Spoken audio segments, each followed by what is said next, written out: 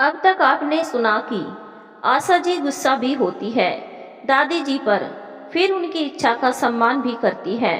आशा जी ससुराल जाकर बहुत खुश हैं, लेकिन बहन की शादी में मायके जाती है तो विदाई के बाद बीमार पड़ जाती है। तब दादी जी उन्हें अपने साथ ले आती है। अब आगे आशा जी ससुराल जाकर मगन हो जाती है। जब वह पूरी तरह स्वस्थ होने लगती है, तब निखिल के पापा का पत्र आता है कि वे लेने आ रहे हैं। माँ उदास हो जाती है। आशा जी के पति बाहर रहते हैं और आशा जी भी उनके साथ रहती है। गांव में वह कभी कभी आते हैं। लाली, यही आपको बच्चा हो जाता तो मैं सब संभाल देती ना। माँ आप अकेली कैसे रहेगी। माँ की उदासी आशा जी को गहरे रूप में छू गई। आशा जी और उनकी सासू माँ माँ बेटी की तरह रहती है।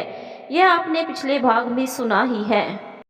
कहानी को समझने के लिए आपको पिछला भाग सुनना होगा। तो चलिए कहानी में आगे बढ़ते हैं। कहानी का पहला भाग का लिंक आपको नीचे कमेंट बॉक्स और डिस्क्रिप्शन बॉक्स में मिलेगा। लिंक पर क्लिक करके आप कहानी का पहला भाग सुन सकते हैं। इतना प्यार, इतना लगाव तो शायद उनकी अपनी माँ भी नहीं दे पाती जो उनकी सासू माँ दे रही है। उम्र में छोटी होने के बावजूद भी कभी उन्होंने अपने आप को फर्ज पूरा करने से पीछे नहीं रखा। हमेशा माँ के रूप में उनके साथ रही। माँ तुम क्यों चिंता करती हो, तुम्हारा बेटा मेरी पूरी देखभाल करता है, लेकिन मेरे नहीं रहने से उन्हें भी दिक्कत हो जाती है ना। घर देखने वाला और कोई नहीं है माँ वहाँ, फिर वहाँ उन्हें होटल का खाना खाना पड़ता है। होटल का खाना खाकर उनकी तबीयत बिगड़ जाती है। आशा जी ने बहुत समझाया, फिर नियत समय पर निखिल के पापा आए और वह उनके साथ चली गई। वह अपनी गृहस्थी में रस बस गई। कुछ महीनों बाद जानवी का जन्म हुआ। आशा जी की एक ननंद आई और महीने भर रहकर चली गई। अब आशा जी को दो दो बच्चों को संभालना पड़ता था। आशा जी के पति की एक बड़ी बहन भी है, लेकिन अच्छा था कि निखिल बड़ा हो गया था और स्कूल जाने लगा था। समझदार भी बहुत था। समय बीता और जानवी भी स्कूल जाने लगी। अब आशा जी को समय मिलने लगा। एक दिन उन्होंने ससुराल पत्र लिखा। बहुत दिन से पत्र व्यवहार भी नहीं हो रहा था, लेकिन पत्र का जवाब नहीं आया। तभी फिर अपने ससुराल जाने का अवसर मिला। बच्चों की गर्मी की छुट्टी थी। निखिल 9वीं कक्षा में और जानवी 4थी कक्षा में थी। दोनों पढ़ने में काफी तेज थे। पापा से नियमित पढ़ते थे, इसीलिए उनकी किताबें भी बैग में डाल लिया कि लंबी छुट्टी में समय बर्बाद करने से क्या फायदा। उसने फिर से पत्र डाल दिया। ससुर जी थोड़े पढ़े लिखे थे तो जवाब आना चाहिए था, लेकिन जाने का दिन आ गया और पत्र का जवाब नहीं आया। आशा जी पति और बच्चों के साथ मायके गई। कुछ दिन रही थी कि ससुराल से एक रिश्तेदार आया। चचेरा देवर आया हुआ था। आशा जी के मायके में वह अपने एक रिश्तेदार के घर आया हुआ था। वह चाय लेकर आई और बातें करने लगी। हाँ देवर जी, बोलो वहाँ का समाचार कैसा है। माँ बाबूजी सब ठीक है ना। नहीं भाभी, कुछ भी ठीक नहीं है। आपको कोई खबर नहीं मिली है। जगन की बात से आशा जी सशंकित हो गई। मैंने पत्र लिखा था दो दो, लेकिन एक का भी जवाब नहीं आया। ससुर जी बीमार है क्या। आशा जी धड़कते हृदय से जानना चाहा। कौन जवाब देगा। मंजले काका तो कब के घर छोड़कर चले गए। नई की चाची सबसे लड़ाई कर रही है। रामधन काका, शंकर काका, गोपाल भैया सब नई की चाची को दबाकर सारा हिस्सा लेने के चक्कर में है। कल ही चाची आई थी और कितना रो रही थी। जगन बोला तो आशा जी धक से रह गई। निखिल के पापा और बाकी सब भी दुखी हो गए। सुनकर सबकी आंखों में शादी के समय भी ढोलक की थाप पर गीत गाती माँ की सूरत घूमने लगी। लेकिन ससुर जी चले क्यों गए और कहाँ गए, किसी ने ढूंढने की कोशिश नहीं की। किसी तरह खुद को जब्त कर उन्होंने पूछा। माँ को भी आश्चर्य हुआ। कहाँ गई पता नहीं, लेकिन जाने से पहले नई की चाची से खूब लड़ाई हो रही थी। अभी सब उन्हीं को भला बुरा कह रहे हैं कि उन्हीं के कारण काका घर छोड़कर भाग गए। जानती हो भाभी, तुम्हारी छोटी ननंद देवर सूख कर कांटा हो गई है। ठीक से खाना पीना नहीं हो रहा। मेरे यहाँ से 10 किलो चावल ले गई तो उस दिन भरपेट भोजन ने खाना खाया। जगन बोल रहा था और आशा जी रोए जा रही थी। लेकिन समधन जी समधी जी से क्यों लड़ाई करती है। आज समधी जी भाग गए तो कष्ट उन्हीं को हो रहा है ना, माँ ने कहा। आशा जी चुपचाप अपने कमरे में आ गई। उनसे और कुछ सुनने का मन नहीं हुआ। हृदय कल्पना कर कांप गया, कैसे माँ रह रही होगी वहाँ। ऐसे भी ससुर जी ने जब से दूसरी शादी की तब से भाई भतीजा चिढ़ गया था, और जब भाई हो गया तो तब से तो दुश्मनी ही हो गई। लेकिन ससुर जी के सामने मीठा बने रहते थे और माँ के खिलाफ भड़काते रहते थे। आशा दुखी मत हो, कल हम लोग चलते हैं, अपनी आंख से सब देख लेना। माँ का स्वभाव खराब नहीं है, अवश्य कुछ हुआ है, बिना गए समझ नहीं आएगा। आशा जी ने पत्र लिखकर निखिल के पापा को भी सभी जानकारी दी और उन्हें अपने मायके बुला लिया और सारी बातें बताई। निखिल के पापा से तसल्ली भरे शब्द सुनकर उनका हाथ पकड़कर वह फपक कर रो पड़ी। उन्होंने पत्नी को गले से लगा लिया। फिर तो उन्होंने जाने की सारी तैयारी कर ली। पास के शहर के बाजार जाकर जरूरत की सारी चीजें खरीदी। सबके लिए कपड़े जूते लेकर आई थी वह, इसीलिए सिर्फ खाने पीने का भरपूर सामान लेकर आई और उस दिन दोपहर में बच्चों को लेकर निकल गई। निखिल के पापा ने बहुत सारा सामान जाकर आशा जी के साथ खरीदा और सबको लेकर चल पड़े। उन्हें भी बहुत चिंता हो रही थी। माँ ने भी कहा था, बेटा चिंता मत करना, सबको समझाना और स्थिति को संभालने की कोशिश करना। हरिया तो जा ही रहा है ना साथ में। हाँ माँ, जब से आशा जी के ससुर ने दूसरी शादी की थी तब से आशा जी के पति ने उनके साथ सारे रिश्ते खत्म कर लिए थे। बस वह आशा को और बच्चों को वहां पर भेज देता था। सारे देवी देवताओं का सुमिरन करते हुए, कई मनौतियां मानते हुए चल पड़ी। घर पहुंची, लेकिन घर में माँ नहीं थी। ननंद देवर तीनों थे। बड़ी ननंद भी 14 साल की हो गई थी। बीच में देवर 10 साल का था और छोटी ननंद 7 साल की थी।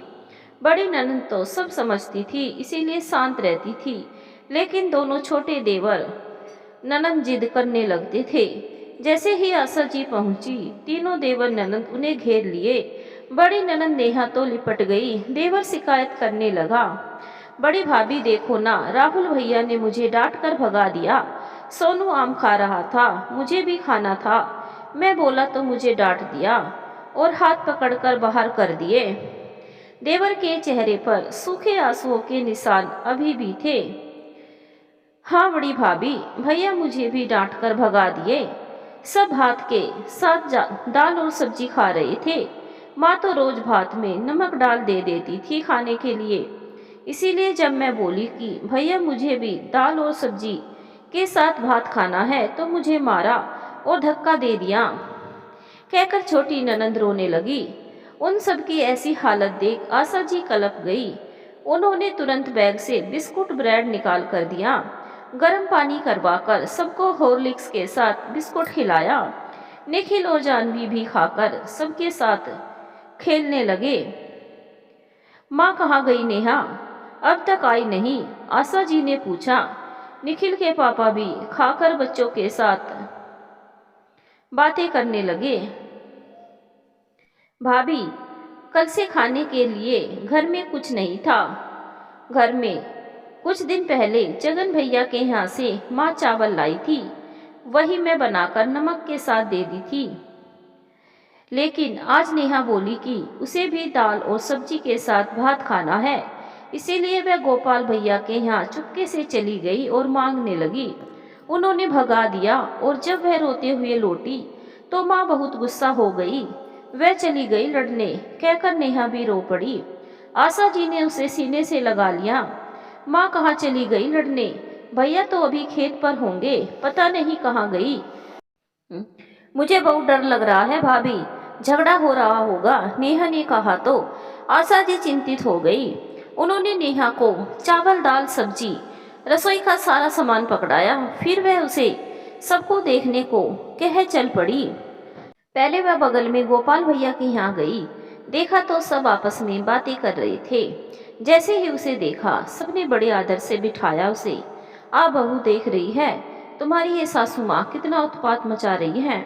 एक तो मंझले काका से इतना झगड़ा कि वे घर छोड़कर चले गए। अब हम लोगों का जीना हराम किए हुए है। रोज लड़ती है और आज तो सुबह से खेत पर पहुंची हुई है। गोपाल भैया ने कहा, जो बैठकर खाना खा रहे थे। जेठानी सुंदर रंगीन साड़ी पहने हुई एकदम अपने आप को चमकाए हुए हैं। बच्चे भी सुंदर से कपड़े पहन बालों को अच्छे से संवारे हुए खेल रहे थे। उन्हें तीनों देवर ननंद याद आ गए, जो रूखे बालों और रूखा मुंह लेकर उदास बैठे थे। लेकिन ससुर जी क्यों और कहाँ चले गए? जेठ जी और ससुर जी चले गए तो माँ तो पहले घर से निकलती नहीं थी। इन बच्चों को देखने का दायित्व किसका है? भाई साहब, तीनों ऐसे दिख रहे हैं जैसे महीनों से भरपेट खाना नहीं खाया उन्होंने। आखिर अपने हिस्से का खेत तो है ना भैया। आशा जी ने घूंघट में ही जेठ जी को शिकायत शुरू की। लेकिन ये नई की चाची का मुंह इतना चलता है कि कोई क्या करे। एक तो मोजा, उस पर से इतना अधिकार। इस बार जेठानी बोली, मोजा तब थी, अब मेरी माँ है वो, ससुर जी की पत्नी और उनके बच्चों की माँ। उनका अधिकार है दीदी आप लोगों की तरह ही रहने का और बच्चों को भरपेट भोजन खिलाने का। आशा जी की बात पर भाभी भुनभुनाने लगी। देख आशा, तुम बहू हो यहाँ की। भाभी माँ आ गई, चलो। आशा जी आई। माँ उन्हें देख उन्हें लिपटकर विलाप करने लगी। लाली, कर्म फूटे थे मेरे, जो माँ बाप ने एक बूढ़े के साथ बांध दिया। फिर भी मैंने किसी से शिकायत नहीं की। उम्र होने पर बच्चे भी हुए और आपके जाने के बाद अपनी गृहस्थी भी संभालने लगी। मैं कभी घर से क्या देहरी से बाहर पैर नहीं रखती थी, लेकिन आपके ससुर जी ने सब डुबा दिया। लाली माँ हिचकियाँ लेकर रोने लगी। आशा जी ने पहले उन्हें पानी पिलाया, शांत किया। माँ, मैं सारी बातें सुनूंगी, पहले तुम शांत हो। मेरे साथ बैठकर खाना खाओ। नेहा तो खाना भी बना लेती है। माँ कितना समझदार हो गई है, देखकर आश्चर्य होता है। पहले तो माँ ने खाने से इनकार कर दिया, फिर आशा जी ने बहुत समझाया। नेहा तब तक सब बच्चों को खाना खिला चुकी थी। निखिल के पापा भी खाकर आराम करने लगे। माँ भी खाई। आशा जी के साथ आंखों में जल भर आया। माँ, रोना मत। क्या हुआ? आराम से सुनूंगी, मैं आ गई हूँ ना। ना लाली, कितने दिनों बाद आज हम लोग ढंग से खाना खाए। आपके देवर ननन ढंग से खाना खाने के लिए तरस गए थे, इसीलिए आंख भर आई। ये सब आप लाई लाली? कौन बताया आपको लाली? मेरी बड़ी बहू, सच में बहू नहीं घर की बेटी है। इस दुखिया माँ के कलेजे को ठंडक पहुंचाने वाली है, कहकर वह फिर रो दी। आशा जी ने सबको दूसरे कमरे में आराम करने को कह स्वयं माँ के साथ अलग कमरे में लेट गई। आशा जी माँ का सिर सहलाने लगी। देखकर मन भर आया। माँ कितनी सुंदर थी, उनके जैसी पूरे गांव में कोई बहू नहीं थी। एकदम सोने सा दमकता रंग, तीखे नैन नक्श, लंबा कद, छरहरा बदन, मॉडल को फैल करने वाली।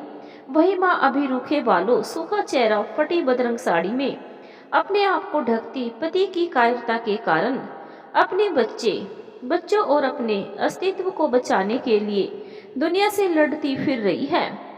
मेरी गलती नहीं है लाली। आपके ससुर जी क्यों चले गए मुझे इस मझधार में छोड़कर? अरे लड़ते झगड़ते लेकिन सब साथ तो रहते। 4 महीना हो गया लाली आपके बाबूजी को गए हुए। कुछ महीना तो चल गया, मैं चावल बचा कर रखी हुई थी। 1 महीना पहले जगन के यहाँ से चावल लाई। पहली बार लाली मैं घर में से बाहर निकली। मैं सोची कि आपके ससुर जी आ जाएंगे, लेकिन आज 4 महीने हो गए उन्हें। मेरी नहीं तो इन 3-3 बच्चों के लिए तो वापस आ जाते। माँ फिर से हिचकियाँ लेने लगी थी। माँ शांत हो जाओ, मुझे क्यों नहीं खबर किया? मेरे मायके ही चली जाती, उन्हें बता आती। आशा जी उन्हें शांत करने की कोशिश कर रही थी। माँ सिसकती रही। माँ शांत होकर बताओ मुझे कि ससुर जी क्यों गए और उनसे झगड़ा क्यों होता था? लाली, जब तक बच्चे छोटे थे खर्च कम था, अब खर्च बढ़ गया। ये इनके नाते रिश्तेदार सब के सब लूटने वाले हैं। हमारे खेतों की फसल का एक छोटा सा हिस्सा हमें दे, बाकी रख लेते हैं। मेरे बेटे बेटियों को दूध दही नहीं मिलता और ना ही ढंग से सामान्य दाल चावल ही मिलता। अच्छा खाना और अच्छा पहनना तो नसीब में ही नहीं था। एक दिन आपका देवर बगल में जगन के यहाँ गया खेलने, तो उनका बेटा दूध रोटी खा रहा था। वह आकर मुझसे दूध मांगने लगा। मैं आपके ससुर जी से बोली कि आप इतना काम करती है, तो आपके हिस्से की पूरी फसल घर क्यों नहीं आती? ससुर जी चुपचाप रहे। माँ ने श्वास लिया। आशा जी उनकी पीठ सहलाने लगी। फिर लाली मैं रोज बोलने लगी कि मुझे अपने हिस्से का हक चाहिए। भाई गोतिया पूरी मलाई उड़ाए और बड़े बच्चे दाल चावल खाने के लिए भी तरसे। ये कहाँ का न्याय है? लाली, माँ इस बार सख्त होकर बोल रही थी। आशा जी केवल सुनती रही और उन्हें सहलाती रही। जब मेरे बेटे को ई जगनवा और शंकरवा डांट कर भगा दिया कि आम खाना है तो अपने बाबूजी को बोल, तब मेरा खून खोल गया। उसी खेत से उन लोगों की उपज आती है, उसी खेत से हम लोगों की भी उपज आती है, तो उनके लिए घर में पूरी और मलाई चलती है और मेरे बच्चे तरसते हैं। मैंने आपके ससुर जी को बोला कि यदि आप जाकर से खेत से अपने हिस्से का उपज नहीं ला सकते हैं तो हम देहरी से बाहर निकलकर खेत में जाएंगे। इसी बात पर आपके ससुर जी का गुस्सा हो गया और इन दूध मुंहों पर भी दया नहीं की। लाली और चले गए हमें छोड़कर। माँ विलाप करते करते जमीन पर लुढ़क गई और बेहोश हो गई। आशा जी घबरा गई और निखिल के पापा को आवाज देने लगी। निखिल के पापा आए और माँ पर बने पानी के छींटे देने लगे। थोड़ी देर में होश आया। इस बार आशा जी फूट फूट कर रोने लगी। माँ, तुम ऐसे क्यों कर रही हो? खुद को नहीं संभालोगी तो कैसे होगा? फिर हम आए हैं ना कुछ तो निर्णय करवा कर जाएंगे। तुम एकदम मत रो तुम अब एकदम मत रो, मैं तुम्हारे साथ हूँ। आपके ससुर जी क्यों चले गए लाली? मैंने अपने लिए कभी कुछ मांगा, कभी कोई शिकायत की? फिर मुझे इन निष्ठुर लोगों के बीच छोड़कर क्यों चले गए? एक बार भी ना सोचा कि मेरा क्या होगा, उनके बच्चों का क्या होगा? मैं कहाँ से इन मासूमों के मुंह में दो निवाले डालूंगी? माँ को आशा जी ने अपने सीने से लगा लिया। माँ, नहीं, और अब और नहीं, अब ठीक से रहोगी तुम। सुना तुमने? अब रोगी नहीं बिल्कुल। अब तुम्हारे बेटे और बहू आ गए हैं। आशा जी ने उन्हें झकझोर कर कहा। इतनी सुंदर माँ आज कैसी पगली जैसी हो गई है। आशा जी ने अपना वैनिटी केस निकाला और कंघी लेकर उनका बाल संवारने लगी। फिर सिंदूर लगाया, हाथों में नई चूड़ियां पहनाई, फिर नई एक सूती साड़ी निकालकर माँ को पहनाई। वही माँ एकदम बदल गई। फिर मैंने तीनों जे छोटे देवर ननंद की सूरत बदली, सबके कपड़े बदले जो मैं लेकर आई थी। अब असली मोर्चा था माँ को न्याय दिलाने का। सबसे संघर्ष करना था। कैसे करूंगी यह सोच रही थी। भाभी, आप मुझे पूरी खिलाओगी? गोपाल भैया कहते हैं तुम्हारे बाबूजी भाग गए हैं, अब तुम लोग पानी में डुबोकर रोटी खाओ, नन्हा देवर ने कहा तो आशा जी का कलेजा मुंह को आ गया। आकाश जी की आंखों में भी आंसू आ गए। भैया, सबको इन मासूमों पर भी दया भी नहीं आती। फिर ये इनका हक है, उनके हिस्से का नहीं मांग रहे। हाँ मेरा राजा भैया, तुम सब खाओगे, दूध रोटी भी और मिठाई भी, आकाश जी ने कहा। आशा जी के पति, हाँ भैया, नन्हे देवर ने बड़े आदर से कहा तो उन्होंने उसे अपनी गोद में बिठा लिया। फिर सब बच्चे आपस में खेलने लगे। नेहा खाना बनाने लगी और आशा जी विचारों में डूब गई। कल के सूरज के साथ ही एक नया सवेरा लाना है। खाते खाते माँ की आंखें तरल हो गई। बड़े लाड से वह आशा जी को देखने लगी। फिर खाना पीना कर सब अपने अपने बिस्तर पे सो गए। आशा जी पंचायत की बैठक के बारे में सोचते हुए सो गई। सबको इंतजार था कि कल बैठक में क्या होगा। इतनी आसानी से तो माँ का हक भाई सब देंगे नहीं। फिर क्या होगा? आकाश जी ने सोचा। सुबह वातावरण बहुत शांत लग रहा था। बच्चे डरे हुए थे। नेहा सुबह उठकर चूल्हे चौके में लगी हुई थी। आशा जी ने जरूरत का सारा सामान जो ला कर दिया था, सिर्फ गांव में दूध और सब्जी ले आती थी। आशा जी उठी और फ्रेश होने लगी। सुबह सुबह सब आम के बगीचों में चली जाती। कभी आकर स्नान करती तो कभी गांव की छोटी सी बहती नदी में स्नान कर लौटती। सब कुछ कितना निर्मल और स्वच्छ था। आशा जी ने सोचा, ये गुनगुनी होती सुबह में पक्षियों की चहचहाट, लाल लाल फैलती सूर्य की रश्मियां, मिट्टी की भीनी भीनी खुशबू, तालों में खेलते नहाते बच्चे, सब कितना मनोरम और नया भी राम लगता है। मन तृप्त हो जाता है। शहर के कोलाहल से दूर गांव की यह खूबसूरती अंत स्थल को छू जाती है। यदि जेठ जी जैसे लोग बेईमानी पर उतर न आए तो सामान्य ग्रामीण सीधे साधे ही होती है, थोड़े में ही संतुष्ट और खुश रहने वाले। कहाँ खोई हो आशा बहू? पास की एक काकी ने पूछा। जिसके साथ आशा आई थी। कहीं नहीं काकी, बस माँ के बारे में सोच रही थी। छोटी सी उम्र में एक उम्रदराज से शादी, कच्ची उम्र में गृहस्थी, बच्चे संभालना, तब जाकर सब माँ को ही दोष देते हैं। आशा जी ने सूनी नजरों से देखते हुए कहा, सब नहीं, केवल गोपाल और उर्मिला ही। सब जान रहे हैं कि वे लोग अन्याय कर रहे हैं, लेकिन किसी को उनके खिलाफ जाने की हिम्मत नहीं है। अब तुम आवाज उठाई हो तो कुछ अवश्य होगा, काकी ने आशा जी को सांत्वना देते हुए कहा। उन्होंने सिर हिलाया, फिर वह सबके साथ घर की ओर आने लगी।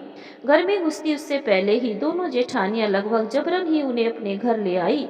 आशा जी का और उनका घर तो एक ही दीवार से जुड़ा था। क्या हुआ दीदी, तुम कोई बात है क्या? कहे आशा, हम अपनी देवरानी से बात नहीं कर सकती। बेचारी बहुत अच्छी आत्मा थी, कभी किसी से कोई बैर नहीं था। मजले काका तो उस समय तो कभी घर छोड़कर नहीं गए, शंकर की पत्नी ने कहा।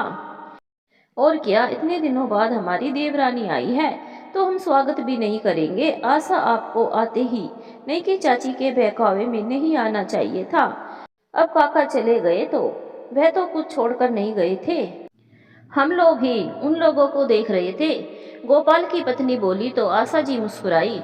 हाँ भाभी, सही कहा आपने, लेकिन भाभी आप लोग क्यों कष्ट करेगी? माँ बाबूजी की गृहस्थी है, माँ बाबूजी संभालेंगे ना, आप लोगों को इतनी चिंता करने की जरूरत क्या है? अब बाबूजी घर छोड़कर चले गए तो आप लोगों को उनकी गृहस्थी का भार लेने की क्या जरूरत है? उन्हें उनका हिस्सा दे दीजिए। अम्मा जैसे भी करके अपने खेतों में अदबटाई करवाएगी और अपने बच्चों का पेट पालेगी।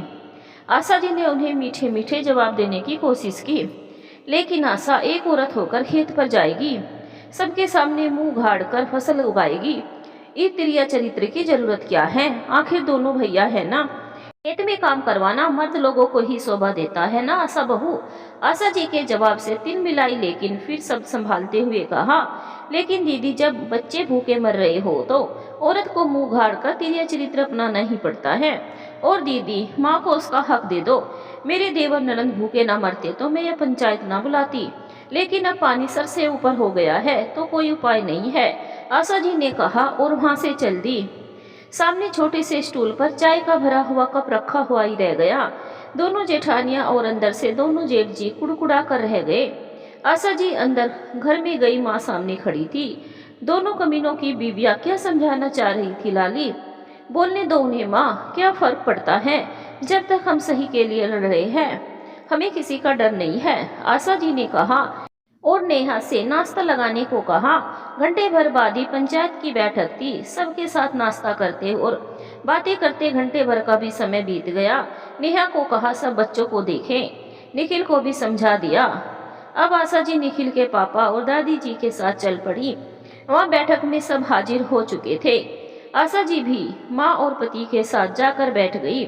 सामने आकाश जी के दोनों भाई और काका बैठे थे और उन्हें देख आग्नेय नेत्रों से देखने लगे।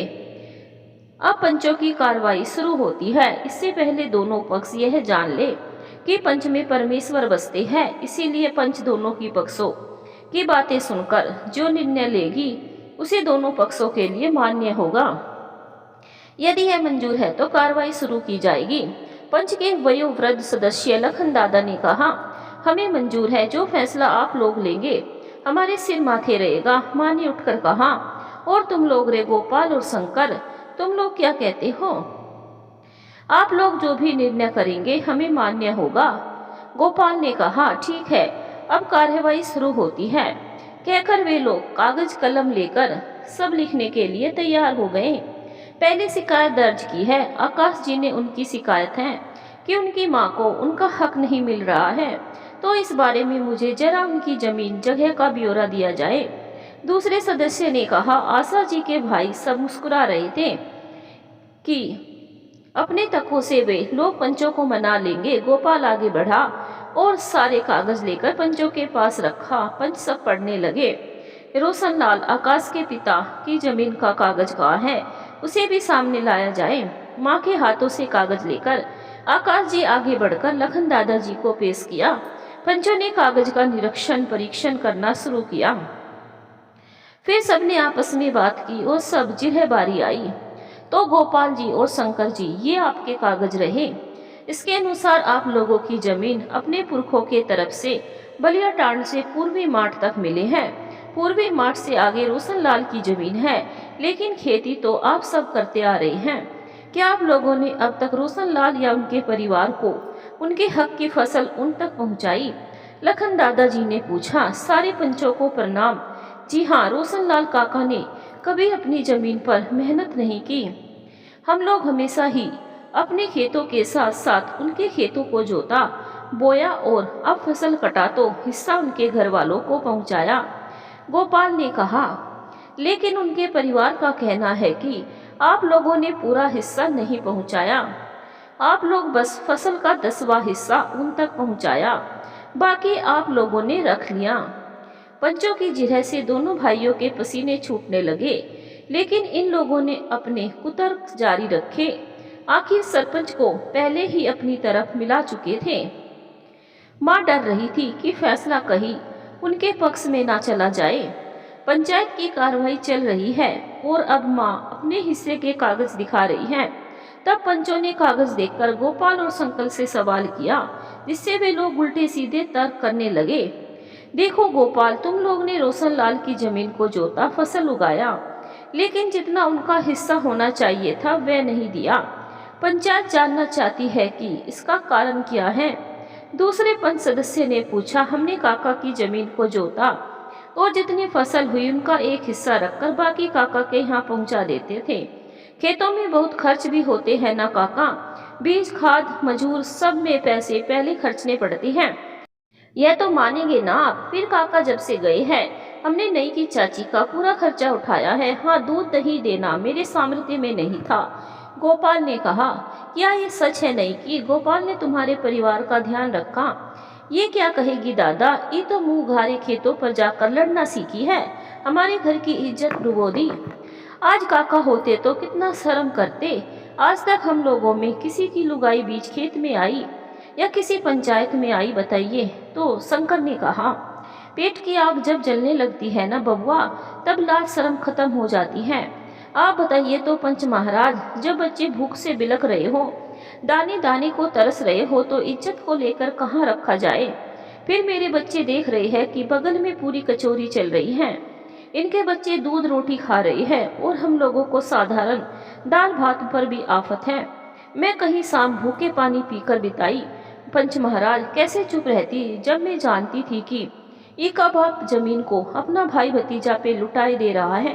कैसे सब्र करती। आप लोगों से मेरे हाथ जोड़कर विनती है महाराज कि मुझे मेरी जमीन पर अपना हक दिलवाइए, मैं खुद खेती करूंगी या अधबटाई पर दूंगी, कहकर माँ बैठ गई। दोनों भाई तिलमिला उठे। तुम हो कौन जो काका की जमीन पर हक जता रही हो?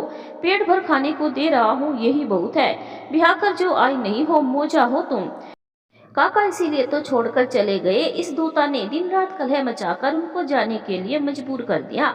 हाय रे मेरे काका, कहाँ धक्के खाते होंगे, कहते हुए दोनों भाई और उनके पिता आंखें पोंछने का नाटक करने लगे। मैं कुछ कहना चाहती हूँ। आशा जी उठी और माँ को बैठा दी। यह भी उनके परिवार की ही बहू है, बाप बेटे का रिश्ता ना हो पर यह तो उनके परिवार का ही। क्या इसको हक बोलने का?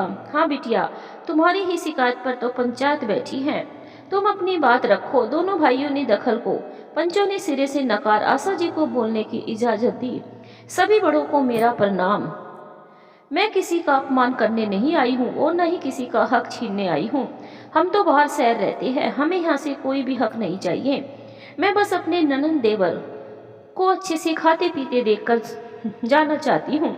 जब मैं यहाँ आई तो घर में एक अनाज नहीं था और न ही कुछ खाने पीने की चीजें थी। ये ठीक नहीं था। सबको अपने हिस्से का हक मिलना चाहिए। पंचों से निवेदन है कि किसी का अपमान न करते हुए मेरी सासू माँ को जमीन पर खेती करने का हक दिया जाए, ताकि ये लोग इज्जत से अपनी जिंदगी चला सके। आशा जी ने सबको प्रणाम करते हुए अपनी बात रखी और बैठ गई। एक बात तय है गोपाल की, तुम लोगों को रोशनलाल ने अधिकार दिया उसका खेत जोतने का, लेकिन अधिकार के साथ हमेशा कर्तव्य भी जुड़ा रहता है। तुम्हारा कर्तव्य था उसके परिवार को देखने का, उनकी जरूरतों को पूरा करने का। लखन दादाजी रुके कुछ पल के लिए। अब हम आपस में बात करके फैसला सुनाते हैं, उन्होंने सबके सामने कहा और आपस में खुसुर फुसुर करने लगे। माँ डरी हुई थी, पता नहीं क्या हो। आशा जी ने माँ का हाथ थामकर उन्हें आश्वस्त किया। तभी पंच उनकी तरफ मुख करके बोलने के लिए मुखातिब हुए। तो दोनों पक्षों की बातों को सुनते हुए पंचायत इस फैसले पर पहुंचती है कि कागज के अनुसार रोशनलाल की जो जमीन है उस पर उनकी पत्नी और बच्चों का हक समझा जाए। रोशनलाल की पत्नी जैसे चाहे उस पर खेती कर सकती है। यह उन पर निर्भर करता है कि वे खुद खेती करे या अधबटाई पर दे या आपको खेती करने के लिए आग्रह करे। बोलिए दुल्हन, क्या चाहती है आप? अभी इस बात का फैसला हो जाएगा। सरपंच जी ने फैसला सुनाते हुए माँ से पूछ भी लिया। नहीं भैया जी, हम अधबटाई पर खेती कर लेंगे। माँ ने कहा तो पंच इसकी स्वीकृति दे दी। गोपाल और शंकर को चेतावनी दे दी गई। माँ की जमीन से वे लोग दूर रहे। लोग नजरों से ही माँ पर आग बरसाते हुए चले गए। आशा जी घर आई और पहला काम खलियान से अपना अनाज उठाने का कार्य शुरू किया। इसमें से एक हिस्सा दोनों को देने का था, लेकिन जब पहुंचाने की बारी आई तो गुस्से से भड़क गए। ले जाओ, सारा उठाकर, मेहनत हमने की, पैसे हमने लगाए और फल ये लोग लेना चाहती है। देख आकाश और तुम्हारी पत्नी, तुमने यह ठीक नहीं किया है। इस नई की चाची को तो हम लोग बाद में देख लेंगे। फुफकारते हुए दोनों भाई उपज लेने से इनकार करते हुए अंदर चले गए। माँ ने सारा अनाज अंदर कोठे में रखवाया, कुछ का चावल बनवाया और कुछ धान बेचकर जरूरत की अन्य चीजें खरीदने के लिए पैसे का जुगाड़ किया। माँ, अब मैं जाना चाहती हूँ। निखिल और जानवी की पढ़ाई के लिए जरूरी है। जैसे ही आशा जी ने कहा, माँ रोने लगी। आकाश जी, आप तो इस घर के बड़े बेटे हो, मैं कैसे करती है सब। लेकिन माँ, इन लोगों से सावधान रहना, ये दोनों भूखे शेर हो रहे हैं। मुंह के सामने से हमने इनका कथित निवाला छीन लिया है, लेकिन वह तो हमारा ही था। अब वे लोग गुस्सा करे तो करे, मेरे बच्चे तो भूखे नहीं रहेंगे। माँ ने चावल पटकते हुए कहा। इधर अब आशा जी जाने की तैयारी शुरू कर दी। उन्होंने निखिल के पापा से बात की। गांव में अच्छा स्कूल नहीं था। आशा जी सबको प्यार कर अच्छे से रहने को कहकर शहर के लिए निकल चल दी। आते समय माँ और नेहा खूब रोई, फिर भीगी आंखों से विदा किया। जाते समय माँ ने अपने पैरों की भारी पायल निकालकर उन्हें पहना दी। पंचायत के निर्णय से संतुष्ट आशा जी अब शहर के लिए निकल रही थी। साथ में आशीष, आशा जी का देवर, भी पढ़ने के लिए जा रहा है। लेकिन मन में एक खटका लिए वह जा रही है कि दोनों जेठ और काका पता नहीं गुस्से और चिढ़ में कौन सा कदम उठाए। माँ और तीनों देवर ननद भी उनके साथ साथ गांव के छोर तक गई। रास्ते में लखन दादा, जगपाल काका मिले। आकाश जी ने उन्हें प्रणाम कर माँ का ध्यान रखने को कहा। प्रणाम दादाजी, प्रणाम काका, हम जा रहे हैं दादाजी। आप लोग इन लोगों का ध्यान रखिएगा, इनका हक कोई ना कहीं ले। एक तो बाबूजी के जाने का कष्ट, उस पर से उन लोगों का अत्याचार कैसे सहे काका। ना बेटा, तुम निश्चिंत होकर जाओ, सुखी रहो। आज कौन अपनी सौतेली माँ के बारे में इतना सोचता है। जगपाल काका ने कहा तो माँ का चेहरा उतर गया। ये सौतेला लगाना जरूरी है काका? मुझे तो कभी नहीं लगा कि मेरी ये माँ दूसरी है। जब से मिली है लगा कि इन्हीं की कोख से जन्म लिया है। जन्म देने वाली माँ की याद तो उतनी नहीं है काका, लेकिन यदि आज वह होती तो वह भी इससे ज्यादा प्यार नहीं दे पाती। चलता हूँ काका, देर हो रही है। आप लोग ध्यान रखना, बस फिर से पाए लागू, कहकर आकाश जी आगे बढ़ गए। जगपाल काका तो चेहरा ही उतर गया, लेकिन माँ खुश लगी थी।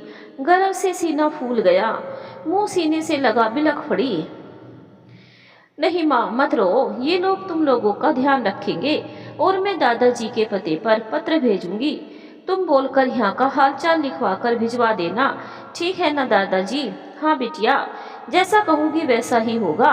जाए नई की दुल्हन, जाकर महादेव को प्रसाद चढ़ाओ। उनके प्रताप से ऐसे बेटे बहू मिले हैं जो दोनों कुलों को तार रहे हैं। दादाजी के आश्वासन देने से माँ भी लौट गई और आशा जी भी भरे मन से शहर चली गई।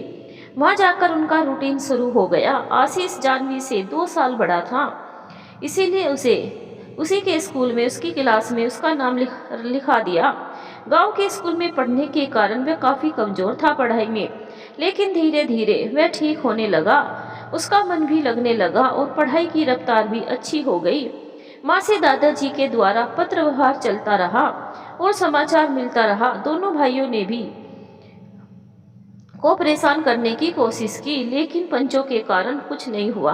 माँ अधबटाई पर खेत देकर सुख से रही, लेकिन वह खेत पर जाती और काम करवाती। ऐसा ना हो कि अधबटाई वाले भी धोखेबाजी करने लगे। माँ की उन्होंने बहुत बदनामी करने की कोशिश की। तभी एक पत्र आया जिसने सबके मन को हरा कर रख दिया। लखन दादाजी से माँ ने लिखवाया कि ससुर जी लौट आए। पूरे 5 साल बाद ससुर जी लौटे। उस समय निखिल इंजीनियरिंग कर रहा था और जानवी 10वीं में थी। आशीष भी 10वीं की परीक्षा देने के बाद गांव जाने के लिए छटपटाया हुआ था। आशा जी ने इस बार जानवी और आशीष को लिया और अपने ससुराल चल दी। निखिल के पापा भी अपने ऑफिशियल सेमिनार में गए हुए थे और निखिल पुणे में पढ़ रहा था। इधर दोनों बच्चों की परीक्षा के बाद छुट्टियां हो गई थी। मौका अच्छा था, बिना बताए सब गांव पहुंच गए। ससुर जी के घर के सामने ढलान में बैठे बतिया रहे थे। अचानक से इन लोगों को देख चौंक गए। सबने उन्हें पैर छूकर प्रणाम किया और उन्होंने सबको सीने से लगा लिया। सब अंदर गए। देख आकाश की माँ, कौन सब आई है हमारे द्वार पर। ससुर जी के नरम स्वर पर माँ लपक कर बाहर आई। सबको देख सीने से लगा लिया और सिसक पड़ी। क्या माँ, खुश होती हो तो रोती हो, दुखी होती हो तो रोती है, इतने आंसू लाती कहाँ से है। आशा जी ने मुस्कुराते हुए कहा तो वह झेप गई। जानवी तो सब हैरान होकर देख रही थी। उस समय तो उसे उतना ज्ञान नहीं था जो समझ पाती। फिर नेहा और निशा आकर सबके पैर धोई, गमछा ले सुखाई। तब सब जाकर खाट पर बैठे। ससुर जी एक लकड़ी की कुर्सी पर बैठ गए। आशा जी ने चारों ओर नजर दौड़ाई। ससुर जी के आ जाने से घर खिल गया था। नेहा अब पूरी युवती हो गई थी और बहुत सुंदर दिख रही थी। माँ जैसी ही लंबी, गोर वर्ण और तीखे नैन नक्श थे उसके। निशा भी कौसार्य से आगे बढ़ रही थी। जा नेहा, चाय बना लाओ भाभी के लिए, और बच्चे जो खाएंगे बना दो। नेहा रसोई में चली गई और निशा भी मदद करने पीछे से गई। आशा जी ने मिठाई, नमकीन और चॉकलेट का पूरा एक थैला पकड़ा दिया। माँ, सब ठीक है ना अब। बाबूजी के लौट आने से घर की रौनक बदल गई। और बाबूजी, आप कहाँ चले गए थे? हम सब यहाँ कितने परेशान थे। गोपाल भैया और शंकर भैया ने कितना परेशान किया, इन्हें पता है आपको? माँ तो कहती थी कि आप आएंगे तो आपसे बात ही नहीं करेगी, लेकिन मैं बहुत दुखी थी बाबूजी। आपको ऐसे इन लोगों को छोड़कर नहीं जाना चाहिए था। आशा जी ने सवालों की झड़ी ही लगा दी। बाबूजी शर्मिंदा लग रहे थे। माफ करो आकाश की बहू, मैं तो जिम्मेदारियों से डरकर भाग गया, लेकिन तुमने जो किया वह कोई बेटा ही कर सकता था। माँ हमको सब बताई, लेकिन आने के बाद तुम्हारी माँ 1 महीने तक बात नहीं की हमसे। नेहा आकर खाना देती थी, तेरी माँ आकर मेरे पैर दबा देती थी, लेकिन मुंह बंद रखी थी। फिर बहुत माफी मांगा मैं, तुम्हारी कसम दिया, तब जाकर मानी। बाबूजी मुस्कुराने लगे बोलते हुए, आपकी कसम नहीं देते ना, मैं कभी बात ही नहीं करती। इतनी मुश्किल से हम लोग को छोड़कर गए थे, एक बार भी विचार किया था उसका? हम कितनी मुश्किल में थे, आपने देखा था ना। माँ ने उन दिनों को याद करते हुए कहा, जाने दो माँ, क्या करोगी, अब अच्छा है तो सब अच्छा ही याद रखो। माँ, नेहा भी अब शादी के लायक हो गई हैं, कहीं लड़का देख ले निकले कि नहीं बाबूजी। आशा जी ने चाय पीते हुए कहा।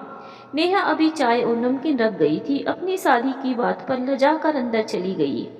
हाँ, एक बहुत अच्छा लड़का देखे है, नौकरी करता है, लेकिन मांग भी बहुत है और लड़की पढ़ी लिखी चाह रही है, बाबूजी ने कहा। तो माँ ने एक सांस लेकर रह गई। अपनी नेहा कहाँ पढ़ी है? गांव में 5वीं तक तो स्कूल ही है, उसमें भी वह 3री तक ही पढ़ पाई। जाने दीजिए लाली के बाबूजी, कहीं और लड़का देखिए।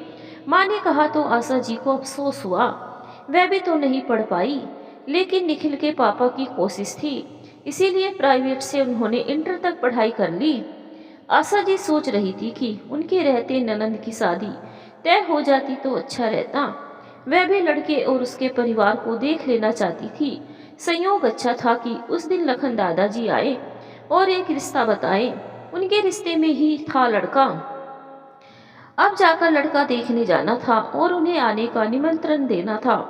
चल रोशन, लड़का देख लो और परख लो, एक बहू तो हीरा मिली है, बेटी का रिश्ता अच्छा मिलना चाहिए। उन्होंने कहा, हाँ काका, कल ही चलता हूँ, आप भी चलिए, देखे सब कैसा है। बाबूजी ने कहा और अगले दिन जाने की तैयारी करने लगे। नेहा की शादी के लिए लड़का ढूंढा जा रहा है, लेकिन नेहा के कम पढ़े लिखे होने की वजह से नौकरी वाला लड़का छांटना पड़ा। तब लखन काका ने एक लड़का बताया। अब उसे और उसके परिवार को देखने के लिए जा रहे थे। आशा जी और माँ उत्सुकता से बाबूजी का इंतजार कर रहे थे। सुबह बाबूजी लखन दादाजी के साथ गए थे, शाम तक लौटे। दोनों थके हुए आए लेकिन खुश थे। दादाजी, कैसा है लड़का और परिवार? मेरी ननद सुखी रहेगी ना? हाँ बिटिया, मैं तो पहले ही बता चुका हूँ। अब तुम्हारे ससुर जी बाकी का बता देंगे, कहकर वे अपने घर चले गए। माँ ने देखा बाबूजी एकदम संतुष्ट लग रहे थे। हाँ आकाश की माँ, लड़का एकदम राम जी है, देखने में भी और बात विचार भी। घर वाला भी सब अच्छा लगा, लेकिन थोड़ा मांग है। और कहा कि बारात लेकर आएंगे, स्वागत अच्छे से कीजिएगा। अब वही इंतजाम करना होगा, बाबूजी ने कहा। लेकिन चिंता हो गई थी। बाबूजी कभी कुछ जमा करके रख नहीं पाए थे। माँ तो किसी तरह लड़कर मुंह से निवाला जुटा पाई थी, धन कहाँ से जमा कर पाती। लेकिन वे लोग आशा जी के सामने अपनी चिंता जाहिर नहीं कर रहे थे। लेकिन आशा जी समझ रही थी। फिर कुछ दिनों बाद ही लड़के वाले नेहा को देखने आए और पसंद कर चले गए। लड़के की माँ उसे शगुन में हाथों में पैसे दिए और गले में सोने की एक चैन पहना गई। घर में खुशी की लहर छा गई। कितनी आसानी से नेहा की शादी तय हो गई। अगले सप्ताह ये लोग भी लड़के को शगुन दे आए और रिश्ता पक्का कर आए। संयोग से उस समय निखिल के पापा भी आ गए थे। ये भी ससुर जी के साथ गए। इसके बाद आशा जी मायके चली गई। आशीष गांव में ही रह गया। वह बाद में आशा जी के साथ जाने वाला था। जब सब चले गए तो माँ बाबूजी बातें करने लगे। कैसे क्या होगा आकाश के बापू, लड़के वाले तो कैश भी मांग रहे हैं और बारातियों के स्वागत में भी खर्च करने हैं। एक आध छोटे गहने भी चढ़ाने होंगे। लड़के को भी अंगूठी चैन देना होगा। माँ ने बाबूजी के पास बैठकर कहा, हाँ आकाश की माँ, यह सब मेरी मूर्खता और लापरवाही का नतीजा ही है। जो मैं भाई भतीजों पर विश्वास किया, खुद से ध्यान नहीं दिया। नहीं तो न मैं भागता, न मेरे बच्चे भूखे मरते और न ही आज गांठ खाली होती। कुछ पैसा तो जमा किया ही होता। बाबूजी ने बड़े दुख से कहा। उन्होंने माँ को देखा। इसी उम्र में तमाम झंझावत झेल चुकी वह अपने चेहरे की लुनाई और कमसीनी खो चुकी थी। गोर वर्ण तांबाई वर्ण हो चुका था। सिर के बाल आधे पक गए थे और चेहरा झुर्रियों से भरने लगा था। अपना और अपने बच्चों के अस्तित्व को बचाने के लिए उन्होंने बड़ा कड़ा संघर्ष किया। बाबूजी एकटक उन्हें देख रहे थे। कितना अन्याय किया उन्होंने उन पर। आकाश की बहू से 2 वर्ष छोटी ही थी वे। जहां आशा जी आकाश की छत्र छाया में खिली हुई निश्चिंत और सुरक्षित थी और इस सुरक्षा से उनके चेहरे की चमक बढ़ा दी थी, वहीं बाबूजी के पलायन और लापरवाही ने माँ को अभी से बुजुर्ग बना दिया था। क्या देख रहे हो जी? माँ शर्मा गई उनकी नजर से। देख रहा हूँ आकाश की माँ, मैंने कितना अन्याय किया तुम पर। बेटे बराबर लड़की को पत्नी बना दिया और उसकी जिम्मेदारियों से भी भाग गया। बाबूजी ने माँ की हाथों को सहलाते हुए बोले, नहीं आकाश के बाबू, आप अफसोस मत करिए। मुझे आकाश जैसा बेटा की माँ बनाकर मेरे ऊपर उपकार ही किया। उनके जैसे बेटे बहू मुझे हर जन्म में मिले, भगवान को यही मानती हूँ। उन्हें अपनी कोख से जन्म दूं तो मेरा जन्म सार्थक हो जाएगा। आप नहीं थे और हम तिल तिल मरने को मजबूर हो रहे थे। तब बहू देवी की तरह आई और हमारे दुखों को मिटाकर चली गई। मैं धन्य हो गई जी, उनके जैसी बहू बेटा पाकर। माँ का चेहरा आकाश जी और आशा जी के नाम से लेने से ही दमक उठा था। वह मेरी बहू नहीं, मेरी बेटी है। उसने तो मुझे बताया कि अपना हक कैसे लिया जाता है। इसीलिए तो मैं घर छोड़कर चला गया था कि तुम लोगों का पालन नहीं कर पा रहा हूँ। बाबूजी ने दुख से कहा। वह सब छोड़ो जी, अब नेहा की शादी कैसे होगी यह बताओ। माँ का सवाल भारी था। एक काम करते हैं आकाश की माँ, वो पूर्वी मार्ट से आगे जो रामपुर वाली जमीन है ना, वह बेच देते हैं। वह बहुत दूर भी पड़ती है और उसे हम जाकर देख भी नहीं पाते। हाँ जी, सो तो है। बिना जमीन बेचे तो उपाय ही नहीं है। बस बिटिया खुश रहे अपने घर संसार में, माँ ने अपनी आंखें साफ करते हुए कहा। फिर बाबूजी जमीन बेचने के लिए गांव में लोगों से संपर्क करने लगे। यह उनके भाई को पता चला तो उनके पास आए। रोशन भाई, पिछले दिनों बहुत कुछ हुआ, उसके लिए मुझे माफ कर दो। अब हम भाई है तो कभी अनबन कभी प्रेम बना ही रहेगा। बच्चे क्या जाने हमारे प्रेम को, हमारे लगाव को। भाई की बात को पहले समझ ही नहीं पाए बाबूजी, इसीलिए सिर हिलाते रहे। माँ अंदर से सब टोह ले रही थी। भैया क्या बात है, आज अचानक भाई प्रेम की दुहाई देने की जरूरत कैसे पड़ गई आपको? बाबूजी ने अंत में पूछा। उनकी उत्सुकता चरम पर थी। बोलना ये था कि यदि बिटिया की शादी के लिए पैसों की जरूरत है तो मुझसे ले लो, जमीन क्यों बेचना जा रहे हो? बाबूजी और माँ भी आश्चर्यचकित हो गए। जो कल बच्चों को निवाला देने में आनाकानी कर रहे थे, वे आज बेटी की शादी के लिए पैसों की मदद की बात कर रहे थे। भैया जमीन तो बेचनी ही है, आपसे मैं कितनी मदद लूंगा? बेटी की शादी कुछ पैसों से तो होगी नहीं। ऐसे आपने कहा तो मुझे बहुत अच्छा लगा। बाबूजी ने उन्हें गहरी नजर से देखते हुए कहा। तो जमीन किसी और को क्यों बेचोगे, मुझे ही बेच दो। जेठ जी ने कहा तो बाबूजी सोच में पड़ गए। भैया मैं आकाश की माँ से बात कर लूंगा, तब बताऊंगा, और आकाश से भी बात करनी होगी। हाँ हाँ, नई की बहू से बात करके ही हमें बताओ, कहकर भैया चले गए। बाबूजी सोच में डूब गए। दुश्मनी साधने वाले आज इतना मीठा भला चाहने वाले कैसे हो गए? क्या उनके प्रस्ताव में कोई चाल है? माँ बाबूजी चिंता में डूबे हुए थे। बाबूजी के भाई जो उनकी जमीन लेने की बात कह कर चले गए थे, वह उन्हें चिंता में डाल गया था। पिछले दिनों उन्होंने जो झेला था, उससे उन लोगों पर विश्वास करने का कारण नहीं था, लेकिन वे खुद से आए। इसका मतलब बात कोई गहरी बात है। मुझे विश्वास नहीं है इन पर, लेकिन जमीन तो हमें बेचनी है ना आकाश के बाबू? इन्हीं को बेच दीजिए, लेकिन दाम में कोई समझौता नहीं कीजिएगा कि भाई है तो कम कर दे। माँ ने कहा तो बाबूजी ने हामी भरी। फिर बाबूजी ने गांव में जमीन का दाम लगवाकर वही दाम अपने भैया को बता दिया। उन्होंने मान लिया और अब उन्हें ही जमीन बेचने की बात तय हो गई। नेहा के ससुराल जाकर शादी का दिन भी तय कर आए। फिर एक दिन 5 लोगों के सामने बाबूजी ने जमीन के कागज पर दस्तखत कर दिए। उस दिन उनके दोनों भतीजे भी मौजूद थे, जिस पर खेती वे लोग करते थे और नाम बाबूजी का था। उसका कागज भी ले आए। उस समय सब चले गए थे।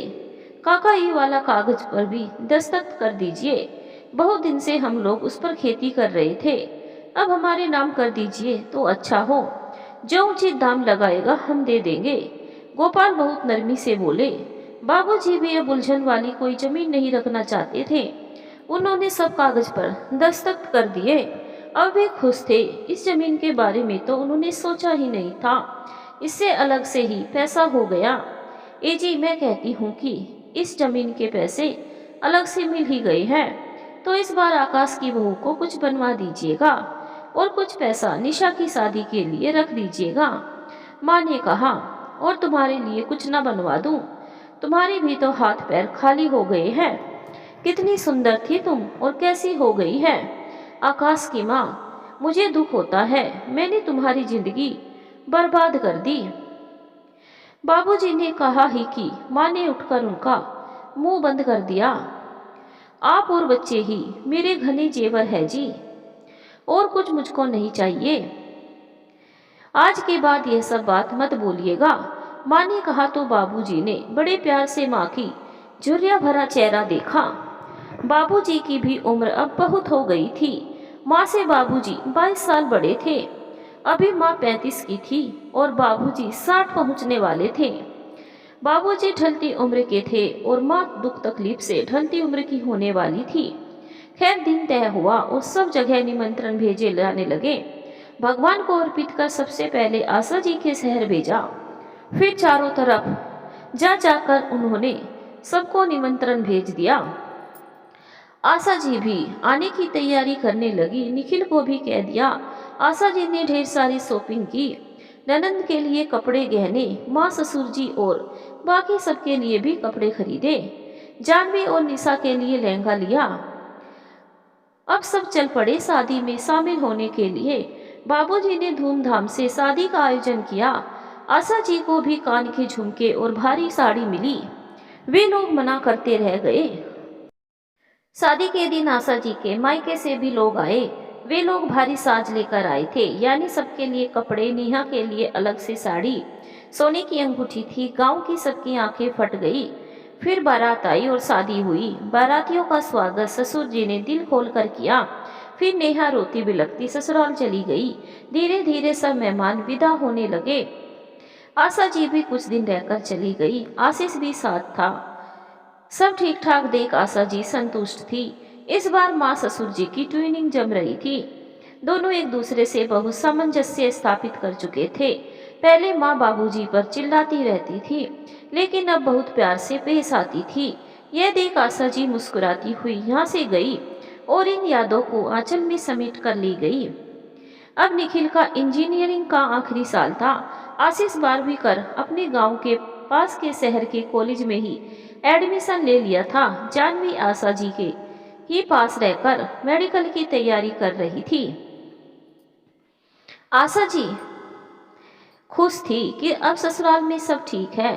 आशीष बीच बीच में पत्र लिखता, फिर सब व्यस्त हो गए। कुछ साल बीते, आशीष का पत्र नहीं आ रहा था। आशा जी ने पता करने की कोशिश की और अपने ससुराल से खबर लेने की कोशिश की। तभी उनके पिता की तबीयत खराब हुई और उसी में उनकी मृत्यु हो गई। सब दौड़े हुए गए। आशा जी की माँ की हालत खराब थी। सब मिलकर उन्हें संभाल रहे थे, लेकिन आश्चर्य की आशा जी के ससुराल से कोई नहीं आया था। सबने ताने भी कसे कि पास रहकर भी कोई नहीं आया। जब काम क्रिया सब खत्म हो गई तो उन्होंने गांव के दीपू से उससे खबर पूछी। आपको पता नहीं भाभी उनके साथ क्या हुआ?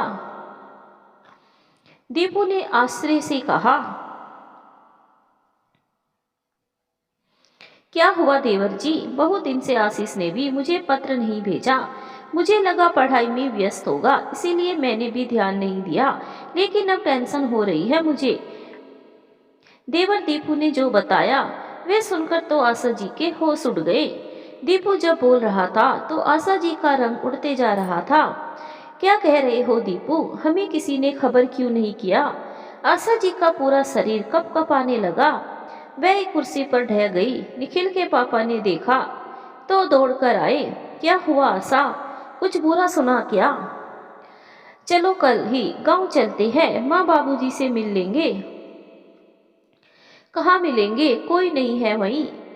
सब गांव छोड़कर कहीं चले गए। दोनों जेठ ने धोखे से उनकी जमीन अपने नाम करवा लिया और उन्हें बेदखल कर दिया। पता नहीं कहाँ भटक रहे होंगे। कम से कम आशीष तो पत्र लिखता हमें। उसने भी मेरा ख्याल नहीं किया। आशा जी कहीं शून्य में ताकती बोलती जा रही थी। निखिल के पापा को भी धक्का लगा यह सुनकर। यह सब कब हुआ? नेहा की शादी के कुछ महीनों बाद ही हुआ। उसी दौरान लखन दादाजी की भी मृत्यु हो गई और उसके बाद गोपाल भैया व शंकर भैया ने सरपंच काका को अपनी तरफ मिला लिया। लखन दादाजी के दोनों बेटे बहू को भी मिला लिया। इसीलिए तो आपके पास कोई पत्र भी नहीं गया। आशीष एक दिन गया और उसी दिन वे सब कहाँ चले गए किसी को पता नहीं। उदास होकर दीपू ने कहा, ए जी कुछ कीजिए, कहीं से उन सबका पता लगवाइए। आशा जी बिलख पड़ी। मेरे बाबूजी माँ के साथ सियानी निशा, सब क्या हो रहा होगा? आकाश ने कहा, चलो आज ही हम एक बार गांव जाते हैं, शायद कुछ खबर मिले। दोनों तैयार हुए और निखिल के पापा अपनी माँ को समझाकर निकल गए। गांव पहुंचकर आशा जी और आकाश जी पहले सरपंच के यहाँ गए। वह तो उन्हें देखकर ही नजर नीची कर लिया। क्या काका, आखिर सबने मिलकर मेरे माँ बाबूजी को यहाँ से बेदखल कर ही दिया ना? ना बिटवा, हमने कुछ नहीं किया। मैं तो प्रभु और मोहन ने कब उनसे सारी जमीन सरयू भैया के दस्तखत ले लिए, पता ही नहीं चला। और आप लोगों ने कुछ नहीं किया। क्यों नहीं किया? क्या गांव में हो रहे अनाचार को रोकने की जिम्मेदारी आप लोगों की नहीं थी? आकाश जी के सवाल पर उन्होंने चुप्पी साध ली। आकाश जी फिर अपने घर की तरफ गए। वहाँ दोनों भाई खेत पर गए थे और भाभिया थी। वह घर के पास जाकर रोने लगे। थोड़ी देर बाद भाई घर आए तो आकाश जी को देखकर चौंक गए। भैया, माँ बाबूजी अब कहाँ चले गए? इस तरह गांव छोड़कर उनका तो और कोई ठिकाना नहीं था। पता नहीं आकाश, एक दिन काका आए और बोले कि वे सब जमीन बेचना चाहते हैं। हम लोग उनका कितनों समझाए, लेकिन नहीं की चाची ने पता नहीं उनके दिमाग में क्या भर दिया कि वे कुछ नहीं सुने और हम लोगों को जमीन बेच दिए। ये भी नहीं बताए कि कहाँ जा रही है। भाइयों की बात सुनकर आकाश जी का खून खोल गया, लेकिन अपने आप को संभाला और घर के अंदर जाकर स्मृतियां सहेजने लगे। उनके आंसू निकल आए। यही नेहा की शादी में सब कैसा गुलजार लग रहा था, आज कैसा सन्नाटा पसरा हुआ है। यहाँ सबसे बड़ी बात की सियानी लड़की को लेकर कहाँ भटक रहे होंगे। दोनों लौट आए। उसी समय से आशा जी के हृदय में एक हुक घुस गया। वे फिर ससुराल से भी निखिल के पापा के साथ शहर चली आई। वह अपनी गृहस्थी में लग गई। निखिल की भी नौकरी लगने वाली थी। जानवी मेडिकल में एडमिशन ले चुकी थी, लेकिन जब कभी आशा जी को उन सब की याद आती, मन बिखरने लगता। तब निखिल के पापा भी तसल्ली नहीं दे पाते। एक दिन आशीष का पत्र आया तो आशा जी जैसे जी गई। निखिल आया हुआ था। उसने तुरंत पत्र खोलकर पढ़ा तो ससुर जी की खराब तबीयत भी की खबर थी। आशीष ने पता भेजा था। निखिल के पापा आए तो आशा जी ने बताया। दोनों अगले ही दिन निकल गए। दिए गए पते पर दोनों पहुंचे। एक पिछड़ी बस्ती में एकदम साधारण से 2 कमरों के एक मकान में उनका निवास था। आशा जी पहुंचकर ठिठक गई। आसपास सब उसी तरह के मकान, गलियों में खेलते बच्चे और बाहर नल पर बर्तन धोती काम करती और बात करती महिलाएं देखी। फिर वह आशीष आशीष आवाज देती हुई दरवाजे पर पहुंची तो अंदर से माँ बाहर आई। उन्हें देख चौंक गई। एक पल को तो दोनों चित्र लिखित सी खड़ी रह गई। फिर आशीष ने दोनों को आवाज दिया, भैया भाभी चलो। माँ, भैया भाभी को अंदर ले चलो, आशीष ने कहा और आशा जी को हाथ पकड़कर अंदर ले गया। आशा जी बिल्कुल चुपचाप थी। लाली कैसी है आप? आपको आशीष ने खबर किया है ना, लेकिन आप कुछ बोल क्यों नहीं रही? चुप क्यों है? क्या हुआ? मुझसे गुस्सा है आप?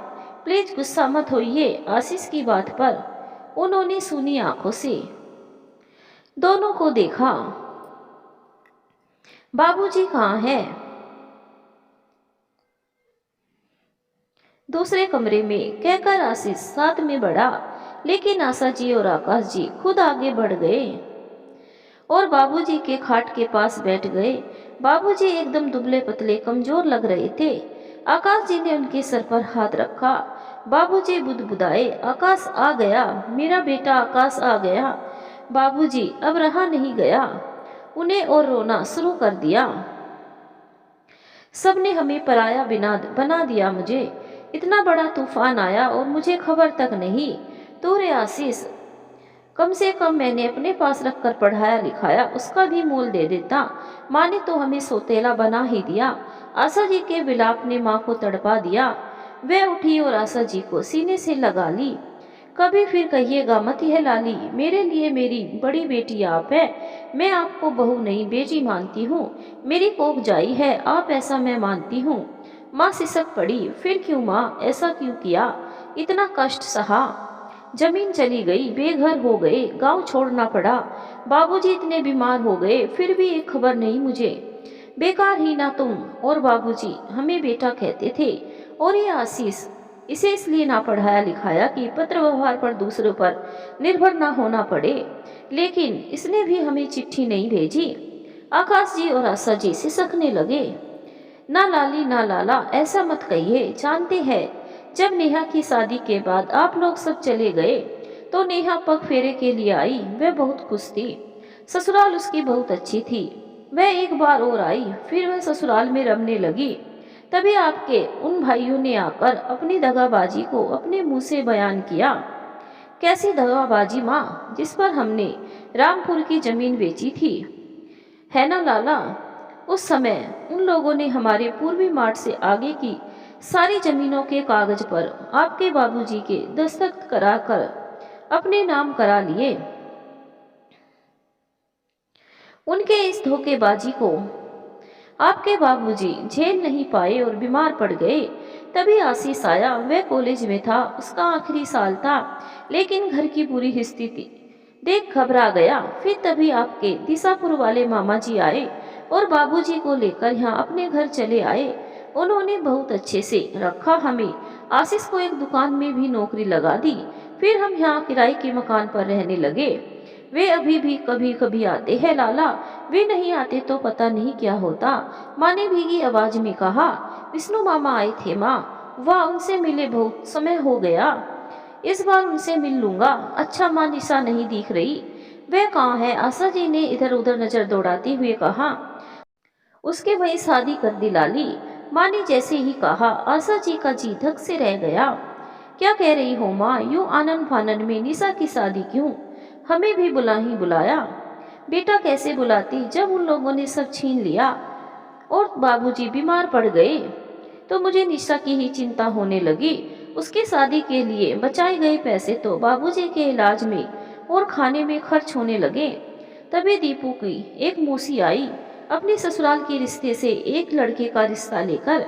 लड़के की पत्नी का देहांत हो चुका था, बच्चे भी नहीं थे, उम्र भी ज्यादा नहीं थी। सबसे बड़ी बात है कि एक पैसा भी नहीं लगना था। क्या करती जो मुसीबत आई थी उसमें निशा को लेकर कहाँ घूमती।